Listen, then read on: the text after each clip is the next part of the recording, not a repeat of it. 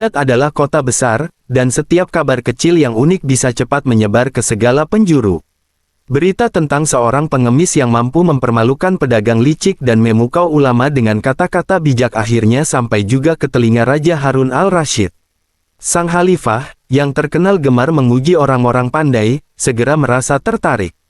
Siapa orang ini yang begitu banyak dibicarakan rakyat? Katanya pengemis, tapi lidahnya lebih tajam daripada menteri-menteriku, ujar raja kepada pengawalnya. Seorang wazir yang iri hati mencoba meremehkan.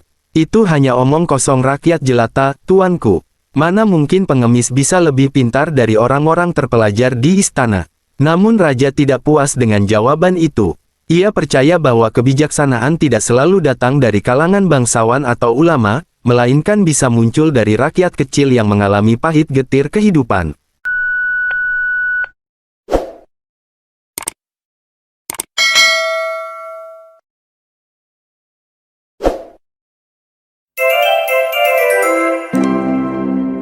Di tengah hiruk-pikuk kota Baghdad, pasar selalu menjadi pusat keramaian. Pedagang berteriak menawarkan dagangan, kuda-kuda lewat membawa barang, anak-anak berlarian sambil tertawa. Namun di sudut yang sepi, ada seorang lelaki kurus yang duduk bersandar pada dinding usang. Pakaiannya compang camping, wajahnya pucat, dan tangannya menengadah meminta belas kasihan. Dialah Abu Nawas muda, meski tampak lusuh, matanya menyimpan cahaya kecerdasan yang jarang dimiliki orang biasa. Ia bukan sekadar pengemis yang meminta rezeki tanpa usaha. Setiap orang yang memberinya sedekah selalu dibalas dengan kata-kata jenaka, doa, atau bahkan teka-teki yang membuat orang tersenyum. Banyak orang heran, mengapa seorang yang begitu pintar hidup hanya dengan mengemis. Abu sering berkata kepada dirinya sendiri, hidup di jalanan memang keras. Tetapi jalanan pula yang memberiku banyak guru. Aku belajar dari pedagang yang menipu, dari anak kecil yang polos, dan dari orang miskin yang tetap dermawan. Semua itu lebih berharga daripada emas. Tetapi orang-orang hanya melihat seorang pengemis. Mereka tidak tahu bahwa dalam kesederhanaan Abu, tersimpan kecerdasan yang kelak akan mengguncang istana khalifah. Saat itu, tak seorang pun menduga, lelaki yang duduk di sudut pasar itu suatu hari akan menjadi penasehat kepercayaan Raja Harun al-Rasyid. Suatu siang yang panas, Abu menghampiri seorang saudagar kaya di pasar. Perutnya kosong sejak pagi. Dengan sopan ia berkata, "Tuan, bisakah kau memberiku sepotong roti?" Saudagar itu menatap sinis. "Pergi kau, aku tak punya apa-apa untukmu," katanya sambil menutup peti berisi makanan melimpah. Abu menghela napas, lalu tersenyum licik. Dengan suara keras agar orang-orang mendengar, ia berkata, "Baiklah, aku tidak akan memaksa. Tapi bayangkan, wahai tuan, jika aku mati kelaparan di depan tokoku ini, apa kata orang? Mereka akan menuduh engkau, seorang saudagar kaya, yang membiarkan pengemis mati di ambang pintunya. Nama baikmu akan hancur hanya karena sepotong roti." Orang-orang di sekitar pasar berhenti dan menatap. Beberapa tertawa kecil, sebagian lagi berbisik-bisik. Wajah saudagar itu memucat. Ia sadar kata-kata Abu bisa benar-benar merusak reputasinya. Dengan gugup, ia segera memberikan roti besar. "Ambillah, tapi jangan bikin keributan," katanya. Abu menerima roti itu, lalu membagikannya pada anak-anak yang berkerumun. "Aku tak lapar lagi, lihatlah, kenyang karena tawanya," ujarnya sambil tertawa. Orang-orang pun bersorak. Dari kejadian itu, kabar mulai menyebar bahwa ada seorang pengemis aneh bernama Abu yang lidahnya lebih tajam daripada pedang. Meski hidup miskin, Abu Nawas selalu dikelilingi anak-anak. Mereka menyukai cerita-cerita lucunya. Setiap sore, setelah pasar mulai sepi, anak-anak akan duduk melingkar di sekitarnya. Abu akan bercerita tentang binatang yang bisa berbicara, tentang raja yang tertipu oleh rakyat jelata, atau teka-teki yang membuat anak-anak berpikir keras sebelum tertawa terbahak-bahak. Bagi Abu, anak-anak adalah sahabat sejatinya. "Kalian lebih jujur daripada orang dewasa," katanya. "Jika lapar, kalian menangis. Jika gembira, kalian tertawa. Tidak seperti orang dewasa yang penuh pura-pura." Anak-anak itu menyebutnya Ustadz Jalanan, karena meski tak punya kitab, ia selalu mengajarkan pelajaran berharga dari kehidupan sehari-hari. Suatu hari seorang anak bertanya, "Guru, kenapa engkau mengemis?" Abu menjawab dengan senyum, "Karena mengemis lebih jujur daripada mencuri. Tapi ingat, Aku bukan mengemis untuk kenyang, aku mengemis agar bisa belajar dari setiap orang yang kutemui. Jawaban itu membuat anak-anak semakin hormat padanya. Mereka tidak lagi melihatnya sebagai pengemis, melainkan sebagai guru yang menyamar dalam kemiskinan. Perlahan, namanya mulai dikenal di kalangan rakyat kecil sebagai pengemis yang bijak. Pada suatu hari, pasar menjadi ramai karena ada pedagang dari luar kota yang menipu pembeli. Ia menjual kain murahan dengan harga kain sutra. Orang-orang bingung, tapi tak berani melawan. Saat itu, Abu maju ke depan. Dengan tenang ia berkata, "Wahai tuan pedagang, apakah kainmu ini benar-benar sutra?" Pedagang itu mengangguk penuh percaya diri. Abu lalu menyobek sedikit ujung kain dan menunjukkannya kepada semua orang. "Lihatlah, sutra sejati tidak akan mudah hancur seperti ini. Kainmu lebih rapuh daripada janji seorang pembohong." Orang-orang tertawa terbahak-bahak, sementara pedagang itu merah padam lalu lari terburu-buru. Tepuk tangan dan sorak-sorai menggema di pasar. Seorang penjaga istana yang kebetulan lewat ikut menyaksikan peristiwa itu. Ia mendekati Abu dan berkata, "Engkau bukan orang sembarangan. Dengan lidahmu, engkau bisa melawan ketidakadilan." Kata-kata itu menjadi awal pertemuan Abu dengan dunia istana. Tak lama setelah kejadian di pasar, seorang ulama besar mendengar kabar tentang pengemis cerdik itu. Rasa penasaran membuatnya mengundang Abu ke majelis ilmu. Saat Abu masuk, murid-murid yang hadir mencibir. "Bagaimana mungkin seorang pengemis duduk bersama kami?" bisik mereka. Namun ulama itu memberi kesempatan Abu untuk berbicara. Dengan suara tenang, Abu berkata, "Ilmu bukan hanya dari kitab. Lihatlah seekor semut yang jatuh dari dinding, ia mencoba lagi dan lagi sampai berhasil naik. Itu pelajaran ketekunan yang lebih nyata daripada 1000 halaman tulisan." Semua orang terdiam. Kemudian seorang murid menguji Abu dengan pertanyaan sulit tentang keadilan. Abu menjawab dengan kisah dua orang fakir yang berebut roti.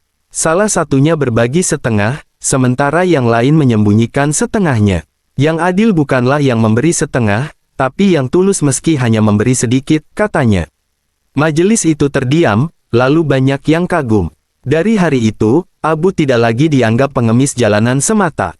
Ia mulai dipandang sebagai orang berilmu yang menyamar dalam kesederhanaan. Kabar ini akhirnya sampai ke telinga Raja Harun al-Rasyid. Baghdad adalah kota besar, dan setiap kabar kecil yang unik bisa cepat menyebar ke segala penjuru.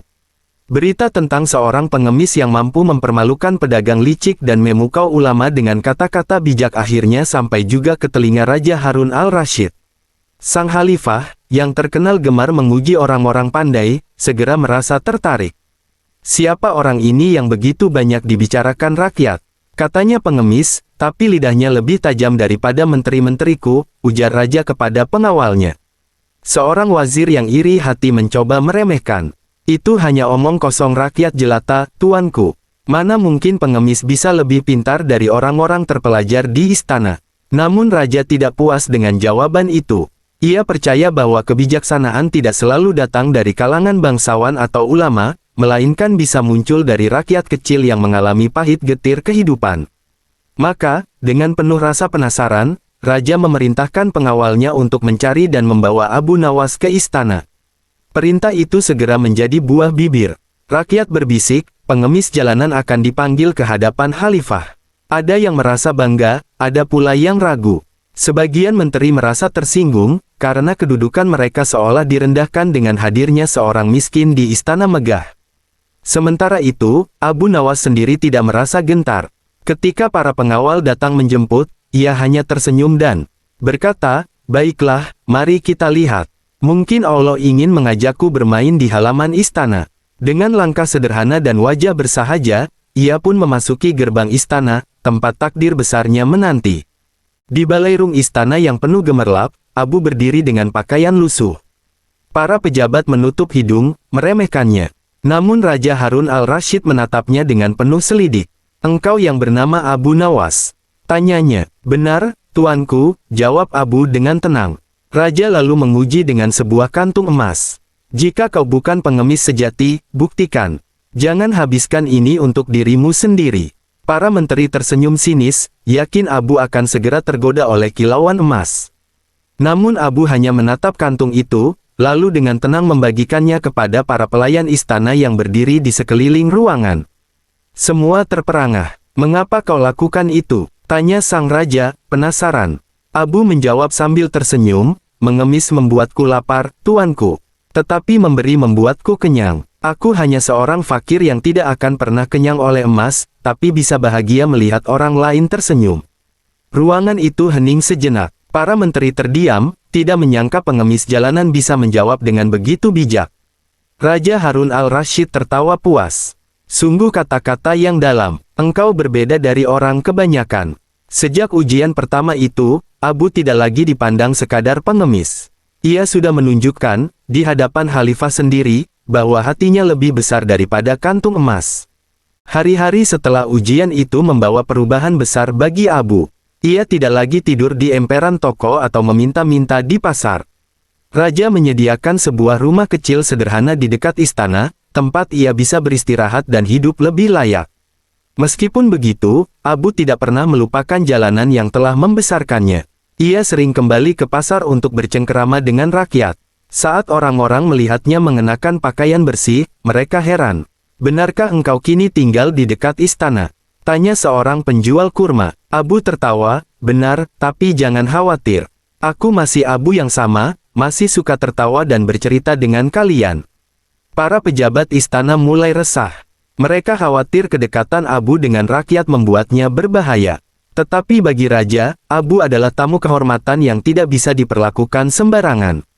Khalifah bahkan berkata, "Aku menemukan mutiara di lumpur. Jika mutiara sudah ditemukan, siapakah yang berani membuangnya kembali?" Meski diperlakukan istimewa, Abu tetap rendah hati. Ia masih sering memberi pelajaran sederhana kepada anak-anak jalanan, masih menolong fakir miskin, dan tidak pernah menolak bercakap dengan orang kecil. Baginya, istana hanyalah singgah, sedangkan jalanan adalah rumah sejati yang mengajarkan arti kehidupan. Raja Harun al-Rashid semakin sering memanggil Abu ke majelis istana. Di sana berkumpul para wazir, kadi, dan ulama besar. Mereka terbiasa berbicara panjang lebar dengan bahasa tinggi. Namun ketika Abu diminta memberi pendapat, ia selalu menjawab singkat, tepat, dan menusuk ke inti persoalan. Suatu kali, seorang menteri berbicara panjang tentang pajak dan perdagangan. Ia menyebutkan angka-angka, hukum, dan aturan yang berbelit. Setelah lama berpidato, raja bertanya kepada Abu, "Apa pendapatmu?" Abu hanya tersenyum dan berkata, "Jika rakyat menangis karena pajak, itu tanda pajak terlalu berat. Jika rakyat tersenyum, itu berarti adil. Menghitung angka mudah, tapi membaca wajah rakyat lebih penting." Kata-kata itu membuat wajah menteri merah padam. Raja pun tertawa keras sambil berkata, "Sungguh benar. Kadang yang sederhana lebih jelas daripada ribuan kata." Sejak itu, para menteri mulai merasa terancam. Abu bisa membungkam mereka dengan satu kalimat sederhana. Namun rakyat semakin mencintainya, karena ia berani menyuarakan apa yang dirasakan rakyat kecil. Dalam balairung megah itu, suara Abu adalah suara keadilan yang tak bisa dibungkam. Kabar tentang Abu yang selalu membela rakyat di hadapan raja menyebar luas. Para pedagang, petani, hingga tukang angkut merasa punya wakil yang berani bicara jujur di istana. "Jika Abu ada di sana, suara kita tak akan sia-sia," kata seorang buruh kepada temannya. Rakyat mulai mendekati Abu ketika ia berjalan di pasar. Mereka menyampaikan keluh kesah, meminta nasihat, bahkan menitipkan pesan untuk khalifah. Abu selalu mendengar dengan sabar, meski ia tahu tidak semua bisa ia sampaikan. Tetapi kehadirannya memberi harapan. Para menteri makin gusar. Mereka melihat Abu bukan hanya sebagai pengemis yang naik derajat, tetapi juga sebagai kekuatan politik yang bisa mengguncang posisi mereka. Mereka berbisik satu sama lain, merencanakan cara menjatuhkannya. Namun semakin mereka berusaha merendahkannya, semakin tinggi rasa hormat rakyat kepada Abu. Raja sendiri menyadari hal itu. Ia berkata, "Aku tak pernah melihat rakyat begitu mencintai seorang penasehat." Abu tidak kaya, tidak berpangkat, tapi hatinya menyatu dengan mereka. Dukungan rakyat ini membuat kedudukan Abu di istana makin kokoh, meski juga membuatnya menjadi sasaran iri hati. Keberadaan Abu di istana semakin hari semakin membuat resah para menteri. Mereka terbiasa berbicara panjang lebar di depan raja tanpa ada yang berani menyanggah. Namun kini, seorang mantan pengemis dengan pakaian sederhana bisa membungkam mereka hanya dengan satu kalimat singkat. Rakyat pun lebih percaya pada Abu ketimbang pada mereka. Rasa iri itu berubah menjadi kebencian yang dalam. Mereka pun mulai menyusun fitnah. "Tuanku," kata salah satu wazir kepada Raja Harun al-Rasyid, "hati-hati dengan Abu. Lidahnya tajam, tapi mungkin itu hanya sihir atau tipu muslihat. Ia bisa memikat rakyat, dan siapa tahu suatu hari ia akan memikat tentara. Jika itu terjadi, tidakkah berbahaya bagi tahta?" Menteri lain menimpali, "Benar, bagaimana mungkin seorang pengemis tiba-tiba begitu dekat dengan rakyat dan istana? Mungkin ia sedang menyusun rencana tersembunyi." Raja mendengarkan semua dengan wajah tenang, tetapi dalam hatinya muncul keraguan. Ia sangat menghargai Abu, namun suara para menterinya juga tak bisa diabaikan. Fitnah itu menyebar cepat, bahkan sampai ke telinga rakyat. Sebagian mulai khawatir, sebagian lagi tidak percaya. Namun Abu Nawas tetap bersikap biasa. Ia tidak membela diri atau sibuk membersihkan namanya. Yang benar akan tetap bertahan meski tanpa pembelaan, katanya kepada seorang sahabat kecilnya di pasar. Keyakinan itu membuatnya tetap tenang, walau badai fitnah sudah mulai bergulung di sekitarnya. Untuk menguji kebenaran fitnah itu, Raja Harun al-Rasyid memberi Abu sebuah tugas yang sangat sulit. Dua kabilah besar di Baghdad berselisih karena perebutan tanah warisan. Perselisihan itu hampir berubah menjadi perang kecil, dan para menteri gagal mendamaikannya. "Jika engkau memang bijak, Abu, damaikan mereka," titah raja. Abu menerima dengan tenang. Ia mendatangi kedua kabilah, lalu mengajak mereka duduk bersama. Bukannya langsung membahas tanah, ia bercerita tentang dua anak fakir yang menemukan sebotol susu. Mereka berebut hingga botol itu pecah, dan susu terbuang percuma. "Begitu pula kalian," kata Abu, "tanah ini seperti susu. Jika kalian terus bertengkar, tanah itu akan rusak, dan kalian berdua tidak mendapat apa-apa." Kata-kata sederhana itu membuat para pemimpin kabilah terdiam. Perlahan mereka sadar, pertengkaran hanya akan merugikan keduanya. Dengan musyawarah yang dipandu Abu, akhirnya mereka berdamai dan sepakat membagi tanah dengan adil. Raja yang mendengar berita itu sangat kagum. Bahkan para wazirku gagal, tapi Abu yang dianggap pengemis bisa menyelesaikan dengan kisah sederhana. Fitnah para menteri pun terbantah dengan sendirinya. Rakyat makin mencintai Abu, sementara para menteri semakin geram karena gagal menjatuhkannya. Setelah keberhasilannya mendamaikan kabilah yang bertikai, Raja Harun al-Rasyid memutuskan sesuatu yang mengejutkan seluruh istana. Di balairung yang dipenuhi pejabat dan ulama, Raja berdiri dan berkata, "Wahai Abu Nawas, mulai hari ini engkau bukan lagi pengemis jalanan. Aku angkat engkau menjadi penasehatku." Ruangan itu gempar. Para menteri saling pandang, sebagian wajahnya pucat, sebagian lagi marah dalam hati. Bagaimana mungkin seorang mantan pengemis disejajarkan dengan mereka yang bergelar tinggi dan berilmu banyak? Namun rakyat yang mendengar kabar ini bersorak gembira. Mereka merasa akhirnya ada seorang wakil sejati yang duduk di samping khalifah. Abu sendiri tidak sombong. Dengan kepala menunduk, ia menjawab, "Tuanku, aku hanyalah pengemis yang mengemis kebenaran. Jika aku salah, tegurlah. Jika aku benar, maka biarkan kata-kataku menjadi pengingat." Jawaban itu membuat raja tersenyum puas. Sejak saat itu, Abu Nawas resmi menjadi bagian dari lingkaran dalam kekuasaan. Ia duduk di samping khalifah, ikut memberi pendapat dalam urusan negara. Namun yang membuatnya berbeda adalah ia tidak pernah mencari keuntungan pribadi. Baginya, jabatan hanyalah amanah, bukan kehormatan untuk disombongkan. Malam itu, Abu duduk di kamarnya yang sederhana dekat istana. Ia menatap keluar jendela, melihat jalanan Baghdad yang dulu menjadi tempat tidurnya. Hatinya diliputi rasa syukur. "Ya Allah, aku dulu mengemis roti basi di pasar. Kini aku duduk di samping khalifah. Semua ini hanyalah titipanmu, bukan karena kehebatanku." Ia teringat masa-masa berat, tidur di emperan toko saat hujan, menahan lapar berhari-hari, atau dihina oleh orang-orang kaya. Semua itu kini terasa seperti mimpi. Tetapi Abu tidak melupakan masa lalunya. Ia tahu, tanpa jalanan, ia tak akan pernah belajar tentang kesabaran, keikhlasan, dan kecerdikan. Ketika ia berjalan di istana, para pelayan memberi hormat. Namun Abu selalu membalas dengan senyum dan sapaan ramah. Ia tidak ingin terpisah dari rakyat. Bahkan seringkali ia meninggalkan istana hanya untuk duduk di pasar, mendengarkan cerita para pedagang kecil. Aku adalah Abu yang sama, katanya, hanya tempat dudukku yang berbeda. Bagi sebagian orang, perjalanan Abu adalah keajaiban. Dari jalanan kotor menuju singgasana emas, dari hinaan menjadi kehormatan. Namun bagi Abu, itu hanyalah jalan yang sudah digariskan Tuhan, dan ia bertekad menjalaninya dengan rendah hati. Seiring berjalannya waktu, nama Abu Nawas semakin harum. Kisah hidupnya menjadi legenda yang diceritakan dari mulut ke mulut. Rakyat Baghdad berkata, inilah penasehat yang lahir dari jalanan, yang lidahnya lebih tajam dari pedang, tapi hatinya selembut doa seorang fakir.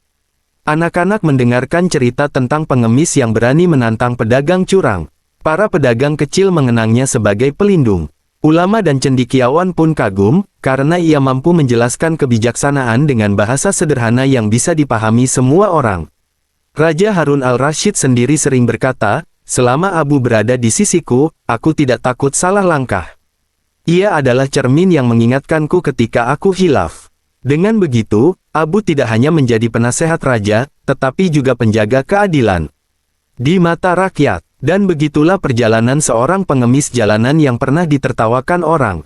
Ia membuktikan bahwa kemuliaan bukan terletak pada harta atau pangkat, melainkan pada kecerdasan, keberanian, dan hati yang ikhlas. Nama Abu Nawas pun abadi, menjadi legenda yang tak lekang oleh waktu, dikenang sebagai simbol bahwa kebijaksanaan bisa lahir dari tempat paling sederhana.